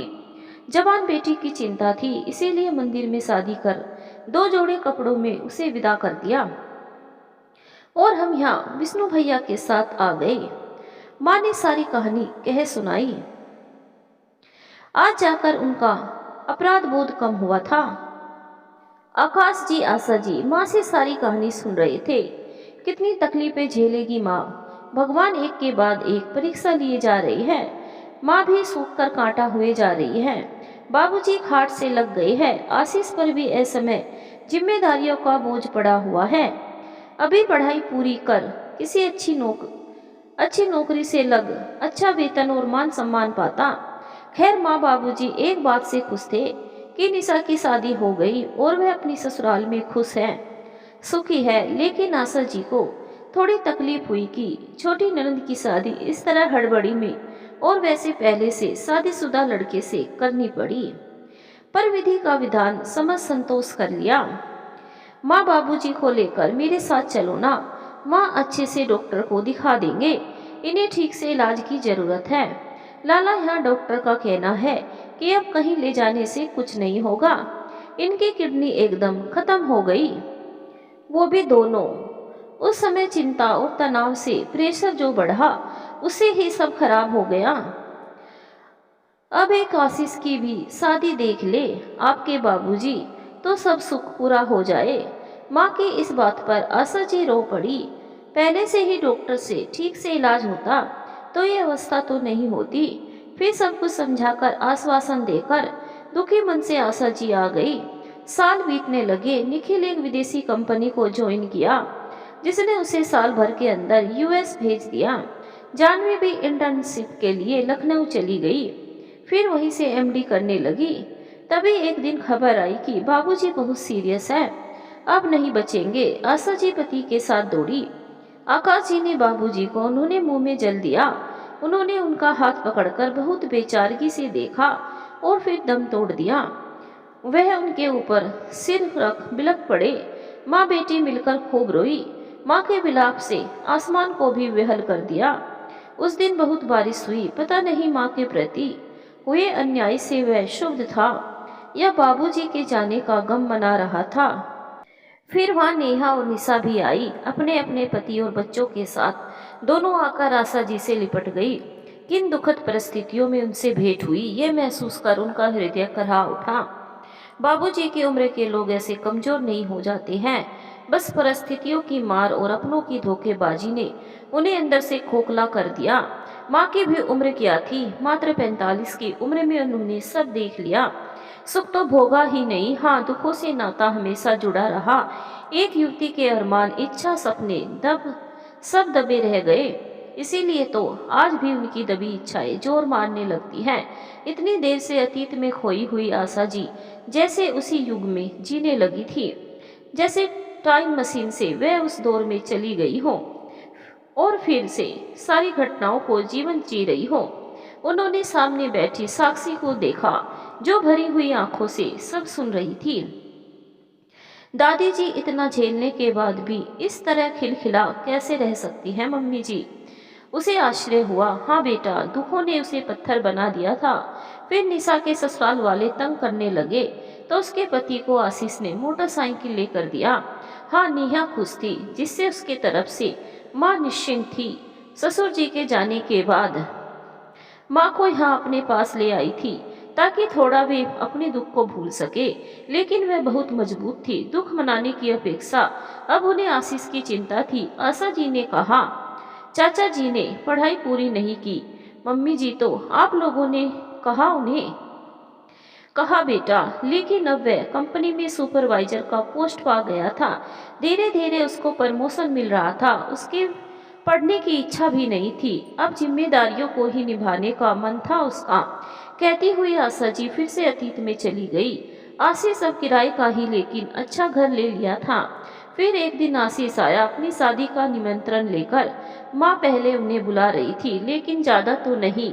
5 दिन पहले गई और सारी शॉपिंग वगैरह करवाई। आशीष एक दिन अपनी होने वाली पत्नी विशाखा को आशा जी से मिला दिया। वह बहुत खुश हुई। पढ़ी लिखी और तेज तर्रार लगी उन्हें। फिर शादी में नेहा और निशा भी आई। शादी के एक दिन पहले निखिल, जानवी और उनके पापा भी आ गए। सबने खूब धमाल मचाया। जब विशाखा शादी के बाद आ गई और एक छोटी सी पार्टी हुई, तब आशा जी ने उसे साड़ी, कान के झुमके और पायल दिए। वे तो नेहा और निशा के लिए भी उपहार लेकर आई थी। नेहा के तो बच्चे भी बड़े हो गए थे। फिर शादी के बाद सब अपने अपने घर लौट गए। सब एक दूसरे से मिलकर बहुत खुश थे। तभी एक दिन निखिल के पापा की तबीयत खराब हुई। माँ को खबर मिली तो वे तुरंत ट्रेन पकड़कर आ गई।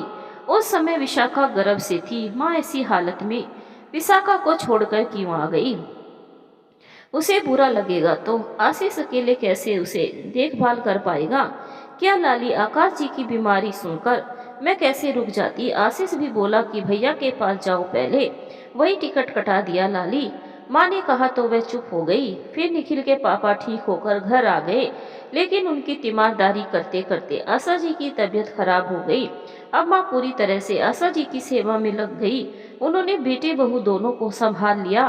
दोनों की सेवा में दिन रात लगी रहती। निखिल के पापा आ गए थे, लेकिन अभी भी कमजोर थे। उन्हें सूप जूस देना, फिर उबली सब्जियां देना, यह सब नियम से करती थी। जानवी और निखिल आकर चले गए थे। लाली, अब निखिल की शादी कर दीजिए, उम्र पर ही सब अच्छा लगता है। माँ ने आशा जी के बालों में तेल लगाते हुए कहा।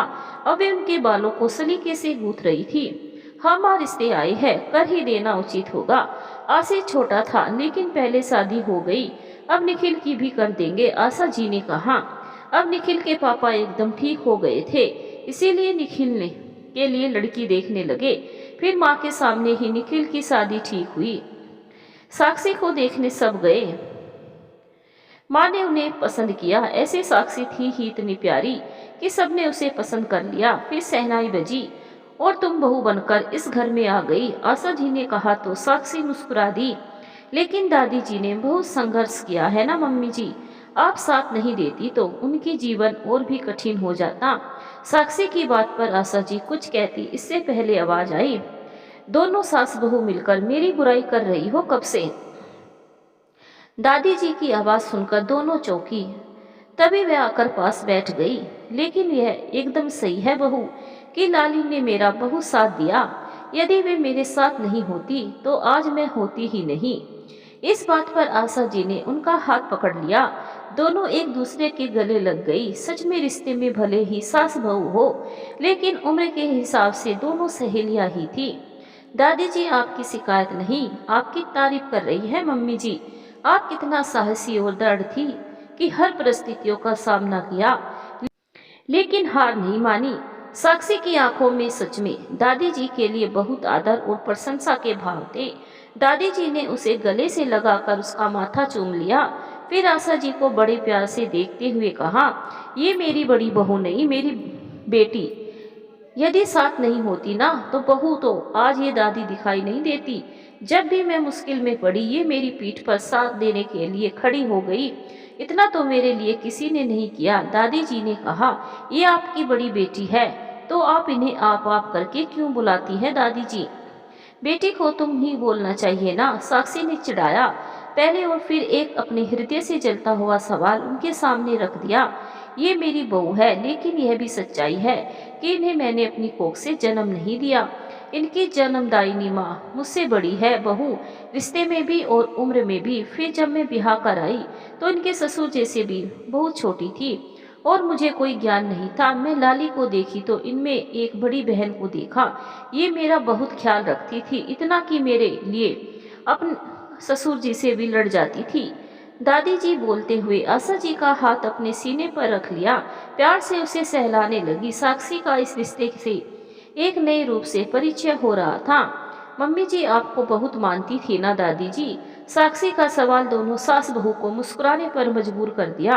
केवल मानना इसको नहीं कहेंगे बहू, लाली के साथ पता नहीं मेरा क्या रिश्ता था कि ये मुझे तनिक भी तकलीफ में नहीं देख सकती थी।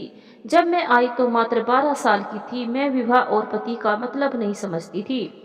मैं इनके ससुर जी के डर से लाली की साड़ी में अपनी साड़ी की गांठ लगाकर सोती थी। पहली बार जब मेरा मासिक धर्म हुआ तो इन्होंने मुझे सब समझाया।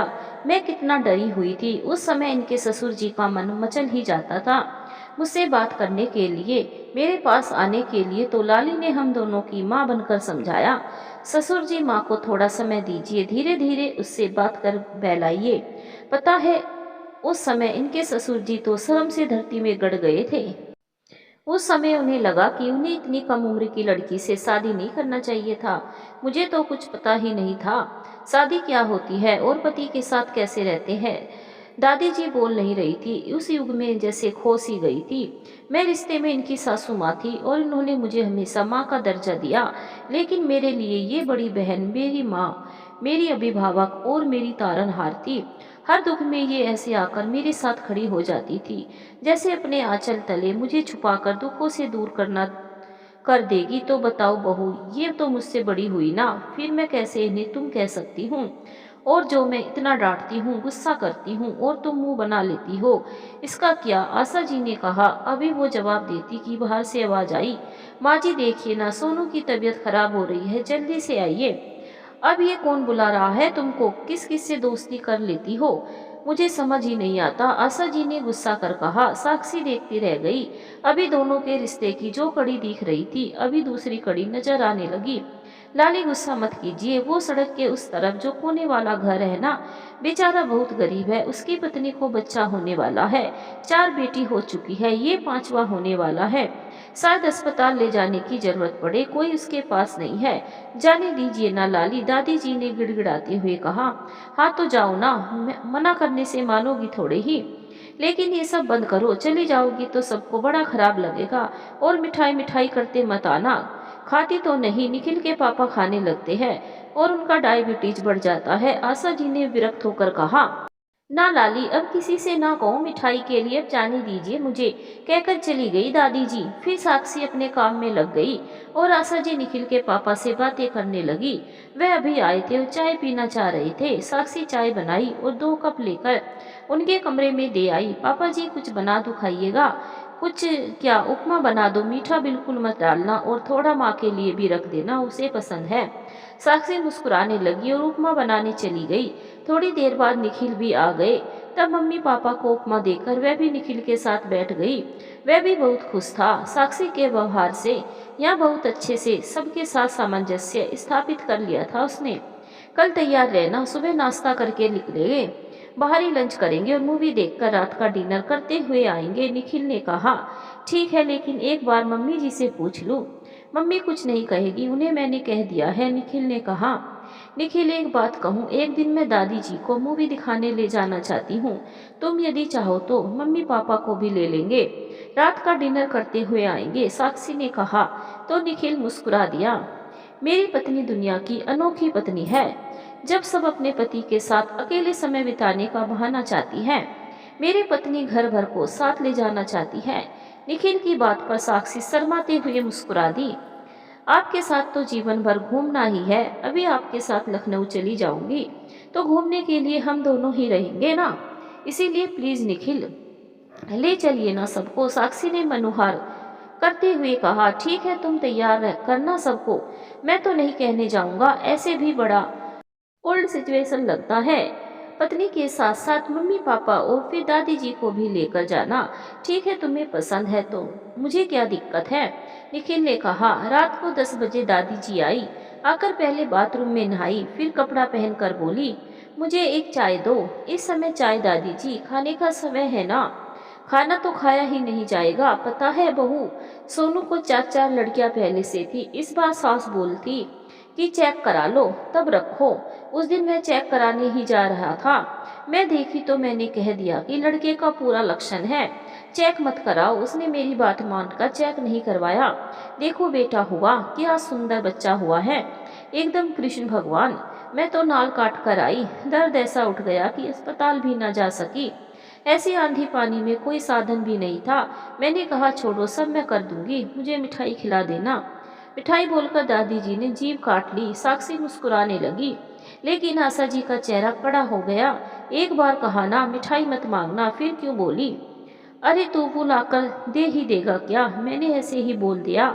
दादी जी सिटपिटा गई। अरे वो गरीब आदमी ही ले आएगा तो उसको तंग क्यों करना। माँ गुस्सा हो रही थी। अच्छा गलती हो गई, फिर ऐसा नहीं होगा। दादी जी ने अपने कान पकड़ लिए, लेकिन आशा जी की चिंता कम नहीं हुई। अगले दिन सबको मनाकर साक्षी घूमने, मूवी दिखाने और बाहर खाना खिलाने के लिए मना ली। दादी जी तो बेहद खुश थी। उन्होंने एक डीप नेवी ब्लू रंग की साड़ी निकाली। साक्षी भी अंदर कमरे में तैयार होने लगी। तैयार होकर बाहर निकली तो दादी जी और माँ में बहस हो रही थी। क्या हुआ मम्मी जी, देखिए इसने किस रंग की साड़ी पहनी है, जब भी पसंद करेगी चटक ही पसंद करेगी। मेरे पास इतनी सोबर कलर की साड़ियाँ हैं, लेकिन मजाल है जो इसे पसंद आ जाए। कुछ उम्र का भी तो ख्याल रखना चाहिए ना। सब कहती है कि आपकी सासू माँ कितना चटक पहनती है और हंसती है। मालती जी गुस्से में बोल रही थी। दादी जी का चेहरा उतर गया था।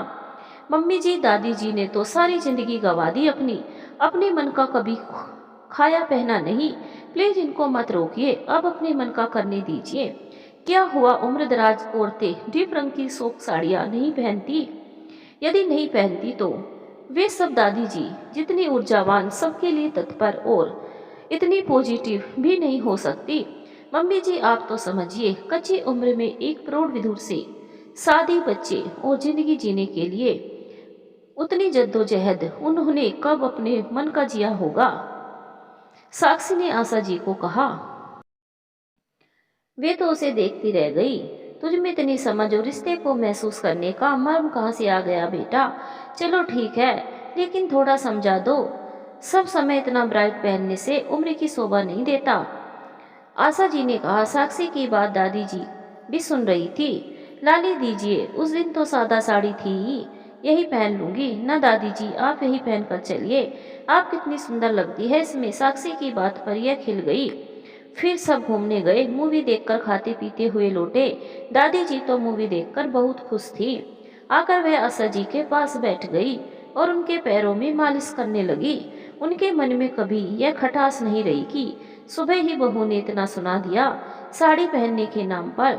आशा जी बहुत ही शिष्ट, संतुलित और गंभीर स्वभाव की थी, जबकि दादी जी एकदम बेबाक, बिंदास और बेपरवाह थी, किसी को कुछ भी बोल देने वाली, लेकिन सबकी मदद के लिए एकदम तैयार। वहाँ सब उन्हें बेहद चाहते।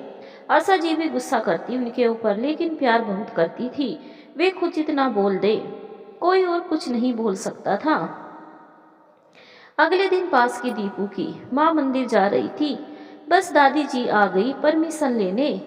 लाली जाऊं, मंदिर जा रही हूँ। एक दिन पैर घर में नहीं टिकता माँ तुम्हारा। कल ही ना बहू की जिद पर हम सब घूमने गए, सिनेमा देखी और खा पी कर होटल से आए। आज फिर जाना है। छोड़ दीजिए, नहीं जाऊंगी। दीपू की माँ को मना कर देती हूँ। दादी जी ने रुआसे स्वर में कहा। नहीं अभी जाओ, लेकिन मुझसे पूछने की जरूरत क्यों पड़ती है। माँ तुम्हें खुद मना कर देना चाहिए ना। जाओ जल्दी आ जाना। आशा देवी के इतना कहते ही दादी जी ने अपनी हल्के रंग की साड़ी निकाली और पहनकर चली गई। देखती है बहू, एकदम पैर घर में नहीं टिकता नहीं है, इसीलिए विशाखा से इसका पटता नहीं। अब इसको समझाना चाहिए ना। इसीलिए विवाह में पति पत्नी में उम्र का ज्यादा अंतर नहीं होना चाहिए। ये जब तक जवान हुई, ससुर जी बूढ़े हो गए। उस पर से परिवार में खाने तक के लाले पड़ गए थे। लेकिन क्या कहूँ बहू, मैं भी समझती हूँ कि ससुर जी के द्वारा नियति के इन पर बड़ा अन्याय किया। आशा जी अफसोस में बोल रही थी। छोड़िए ना मम्मी जी, लोगों के कहने से का क्या, वे तो कहते ही रहते हैं, कहकर साक्षी ने आशा जी को शांत कराया। शाम को दादी जी घर आई और मुंह में पान चबाती हुई आई। पूरा मुंह लाल हो गया था। क्या बात है दादी जी, आज तो आपने लिपस्टिक लगा लिया, निखिल ने चिढ़ाया। माँ तुम ना मुझे इनसे डांट सुनवाओगी, हमारे यहाँ कोई पान सिगरेट मुंह में कभी नहीं लगाता है।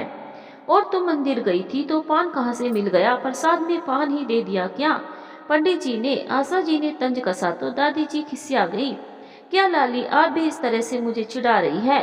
पंडित जी पान क्यों देंगे, मैंने प्रसाद लाया है आप सबके लिए, और ये चूड़िया सिंदूर आप दोनों के लिए। उन्होंने साक्षी को और आशा जी को चूड़ी सिंदूर का पैकेट पकड़ाया। माँ तुम्हें हर समय मेरा ही ध्यान रहता है, अपने लिए कुछ ली है कि नहीं? आशा जी ने नरम होकर कहा।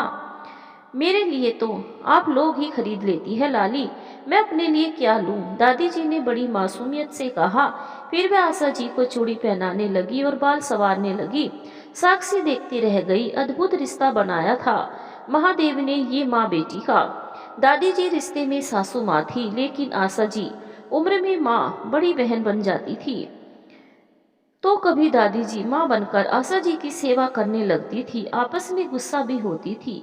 आशा जी इन्हें इतना डांट भी देती थी, लेकिन दादी जी के चेहरे पर सिकन भी नहीं आती थी, भले ही थोड़ी देर के लिए मायूस हो जाती थी। ये कैसे रिश्ता था जिसे दोनों अपने प्राण प्रिय से निभाए जा रहे थे, बिना किसी से कोई उम्मीद किए, बस हृदय तल से एक दूसरे को प्यार और मान सम्मान दिए जा रहे थे। साक्षी ने मन ही मन दोनों को नमन किया।